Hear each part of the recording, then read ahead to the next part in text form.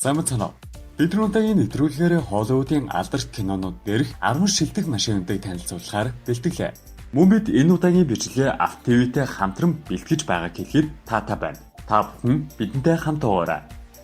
Энэ жагсаалтанд багтсан автомашинууд нь бүгд л киногоор олон танигдсан домогт автомашинууд болно. Бидний сонсон эхний машин бол Transformers кинонд гардаг Bumblebee. Машин бүр ийм өөрмөц өөрийн гэсэн онцлоггүй. Transformers киноны баг хамт олон телевизийн олон ангид Herbie хайрын цох киноноос гол дүрийн машинаа ялахын тулд анхлан Volkswagen Beetle загварын машин байсныг Chevrolet Camaro машинаар солон бидний мэдих одоогийн Bumblebee-г Camaro машинаар дүрсэлжээ.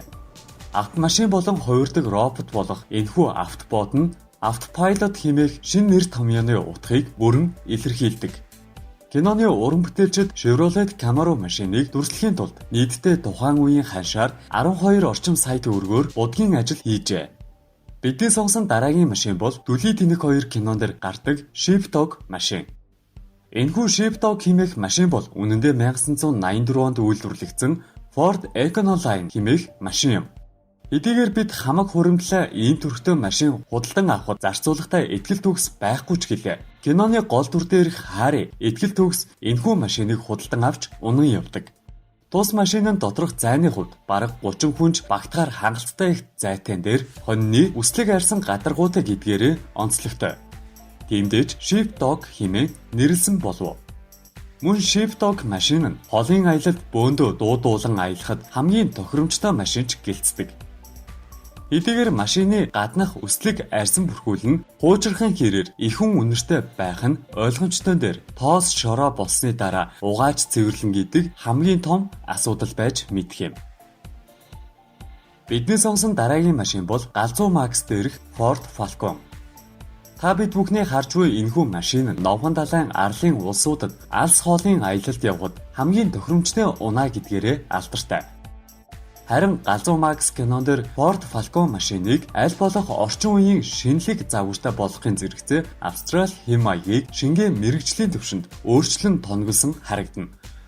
600 морины хүчин чадалтай хөдөлгүүр бүхий гайхалтай хүчтэй учраас кинон дээрх Бартаа замын хөөцөлтөнд хамгийн их тохирсон машин юм. Бидний сонсон дараагийн машин бол Christine. Энэхүү машин нь анхнаасаа л улаан өнгөтэй гэдгээрээ алдартай Plymouth Fury 57 загварын машин юм.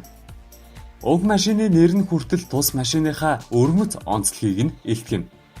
Энэхүү машиныг кино зураг авалтанд оруулахын тулд зохиолч Стивен Кинг анх байснаас нь нэлээдгүй өөрчлөлтүүдийг оруулсан байна. Алуурчин машин өөрөө хохирогчдыг ангуучилт гараа алдартай дээр эдэрсэн тохиолдолд өөрийгөө засаж чаддаг, зардал шаардагдаад байхгүй онцлогтой ховорхон машин юм. Бидний сонсон дараагийн машин бол 1977 онд бүтээгдсэн Smokey and Bandit кинон дээрх Pontiac Firebird Trans Am. Кинон дээрх машинуудын гүйцэтгэдэг хамгийн их үүрэг бол ямар ч машинаас хурдан зугтахаас гадна өөрийн хүчин чадалд хязгаарлагдахгүйгээр жолоочийнхоо хүссэн газар хүртэл нь харьяаж чаддаг байх хэрэгтэй билээ. Тэгвэл энэхүү машин бол тэрхүү шаардлагыг дээзэргээр хангасан машин төдийгүй нисдэг хөдөлгүүрл байхгүй хэдийч нисгээс ялгаа байхгүй үйлдэлүүдийг хийж чаддаг байна. Бидний сонгосон дараагийн машин бол хайрын цох кинон дээр гардаг Herbie машин. Энэхүү кинон дээр өөрийгөө жолооддаг машин мөрөөдөө уралдаанд тэмцээнд орчгүй үйл явдал гардаг билээ. 1963 онд үйлдвэрлэгдсэн энэхүү Volkswagen Beetle уралдааны машин нь уралдааны машин болох туйлын их мөрөөдөлтэй боловч өөрхий түнд бусад супер тоноглолтой машинууд шиг тоноглол байхгүй. Гэсэн ч тэрээр тэдгээр уралдааны машинуудтай хүч үздэг. Харагдах байдлын хувьд Америкийн төрийн талбайны дүнгууд болох улаан цагаан цэнхэр өнгөөр гойж тухайн үеийн бейсболын агуу тамирчин Don Drysdale-ийн дугаартай гэдгээрээ онцлогтой ажээ. Энэ нь магадгүй түүний их оронч занг илтгэсэн байж болох юм. Юуташ тэрээр тус кинон дээрх машинууд дундаас оюун ухаантай гэдгээрээ дахин давтагдчихгүй машин юм.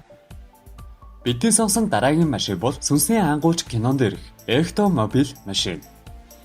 Энэхүү машин бол хотыг элдв сүнснүүдээс авардаг сүнсний ангуучдын цор ганц унаа юм. Машины хувьд 1959 оны Cadillac Miller машиныг засаж сайжруулсан хувилбар юм. Машинд орсон тоноглолуудыг дурдвал Бартазамын аяыг даах үз болгосон сайжруулалтуудаас ахуулаад сүнснүүдийг ангуучлах хэрэгсэл протоны хайрцаг хадгалах сав зэрэг зүйлс багтана. Харин өнгө үзэмжийн хувьд бага зэрэг түргэн тусламжийн машин шиг лимузинтэй нэгтгэсэн загвар шиг харагдах нь тэрэ. Эцдээ энэхүү машин нь киноны гол дүр биш гэлээ үнэхээр киноны салшгүй нэгэн хэсэг нь юм. Бидний сонгосон дараагийн машин бол Джеймс Бонд кинонд гардаг Астон Мартин. Энэхүү машиныг Джеймс Бондыг хүлэг гэдгээр нь кино үзэгч хэн бүхэн андахгүй билээ. Астон Мартин DB5 загвар нь анх 1964 онд бүтээгдсэн Джеймс Бондын Golden Finger кинонд гарч байсан бөгөөд хожим Skyfall кинонд ирж мөн дахин гардаг байна. Джеймс Бондыг хүссэн газарт нь хүргэж өгөхөөс эхлүүлээд урдаа байгаа дайснуудыг буудах полимотор тоноглогдсон гэд түүний зайлшгүй хэрэгтэй зэвсгүүдийн нэг болно. Бидний сонсон дараагийн машин бол Batman кинонд гардаг Batmobile. Batmobile бол байлдаанд зориулагдсан тусгай хуягтай Batman-ы автомашин бөгөөд Batman гэмт хэрэгтнүүдтэй тэмцэхэд ашигладаг. Бүхэл супербаатрууд техникийн шин дэвшилтэд технологид хунш дуртай байдаг шиг Batman-ы Batmobile машинч мөн адил хамгийн сүүлийн үеийн технологиор бүрэн тоноглогдсон байдаг. Бидний сонгосон дараагийн машин бол ирээдүйн буцсан кинонд гардаг DeLorean. Бид бүгд ирээдүйн буцсан хэмээх киног андахгүй билээ. Үнэхээр ч тус киноны утга учир болсон цор ганц үнэт зүйл бол хүссэн цаг үе рүүгээ очих боломжтой DeLorean хэмээх энэхүү цаг хугацааны машин юм. Энэхүү машины цор ганц хувилбар бол DMC 12 загвар юм. Энэхүү машин нь гүйдэг хаалга, зэвэрдгүй ган их биетэй гэдгээрээ гарцаагүй шинэлэг ирээдүйн унаа юм. Нэмж хэлэхэд энэхүү машин нь цагт 175 км хүртэл хурдтай явах боломжтой гэн шүү. Бидний бэлтгэсэн бичлэг энэ хүрээд өндөрлөж байна. Дахин хэлэхэд бид энэ удаагийн бичлэгээ автоивтэй хамтран бэлтгэлээ. Бидний бэлдсэн энэ удаагийн бичлэг танд таалагдсан гэдэгт итгэлтэй байна. Хэрвээ танд бичлэг таалагдсан бол лайк болон коммент үлдээгээрэй. Ингэсээр бид танд зориулсан энэ төрлийн бичлэгийг илүү түлхүү хүргэсээр байх болно. Хэрвээ та бидэнтэй холбогдсон ямар бичлэг үзмээр байгаа талаар бусад санал хүсэлтээ доор хаягаар илгээх боломжтой. Анхаарал тавьсанд баярлалаа.